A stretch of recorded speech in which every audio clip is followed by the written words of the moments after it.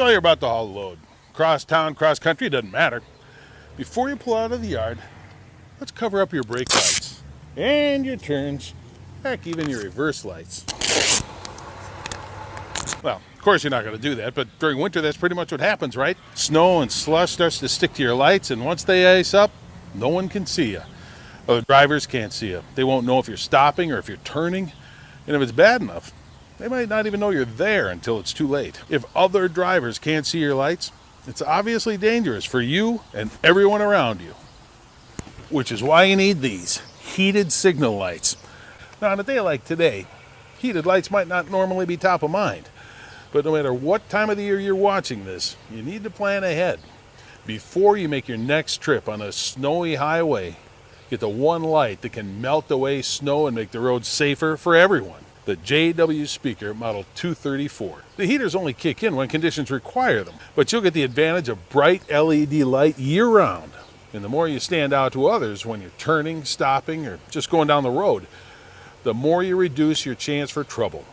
And everything else aside, trouble's expensive.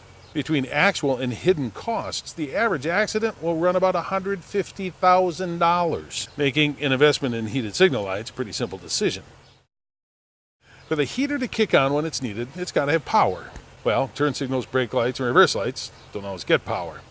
The simple solution is to tie into your running light circuit and have the running lights or headlights on when conditions might require a heater. You probably have them on anyhow, right? The stop tail lights are already tied into the circuit, and we'll show you the simple connection you need to make for the turn signals or the backup lights. Well, when I say we, I mean Chris, who's been fixing trucks for over 20 years.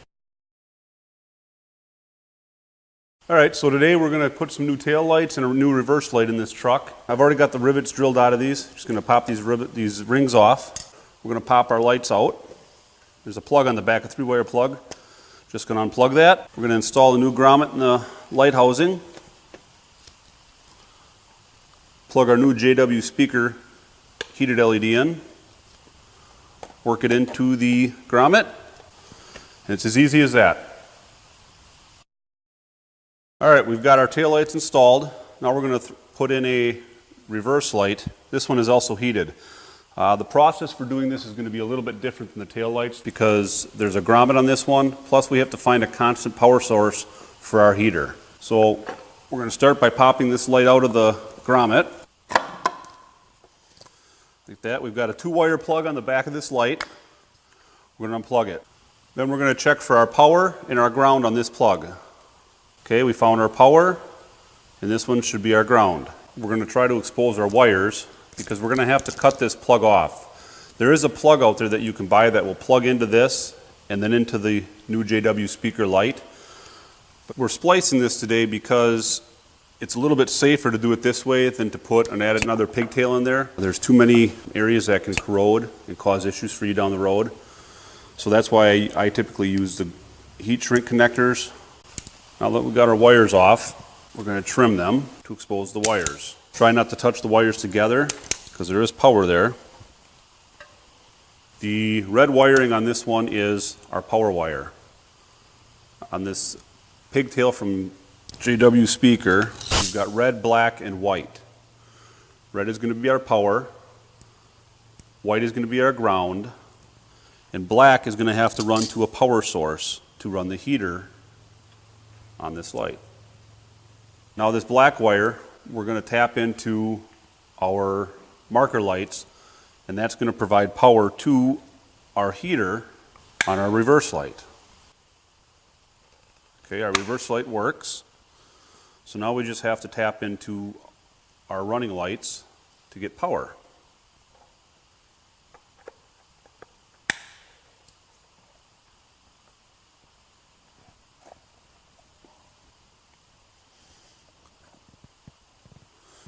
Just work the light back into the grommet.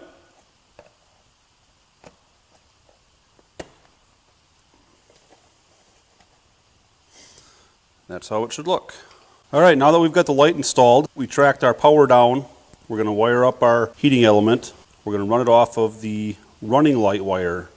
So when the lights are on, there will be power to the heater for the reverse light. I'm using a heat shrink connector, a step down, so that way it'll accept two sets of wires on one side and one set on the other side. Where I'm tapping into is the marker light wire, which is the black wire. And the reason why I'm doing that is because you need a constant power source to the heating element on the reverse light. The way these heaters work is there's a sensor built into these lights. So it's not like the heater's on all the time. It's only on when it needs to be. Okay, now that we've got it wired up, we've got the heat shrinks here. We need to heat shrink those to seal them up so corrosion does not get in. You don't want to heat too much because you don't want to ruin them. Just enough to get them so they shrink down. Okay, now we'll let them cool and secure our wires. Now that our lights are installed, we're going to check to make sure the heaters are working. If you feel the front of the light, you can feel the heaters are on. The heater kicks on initially to burn any condensation out of the light, and eventually it'll go off and only come on when needed. We just installed these lights with grommets. JW Speaker also offers a trim ring kit for these lights. The benefit to the trim ring kit is it's either riveted or bolted in. It's a nice option for anti-theft. JW Speaker also offers a chrome bezel that goes on it, holds it secure, and it looks good.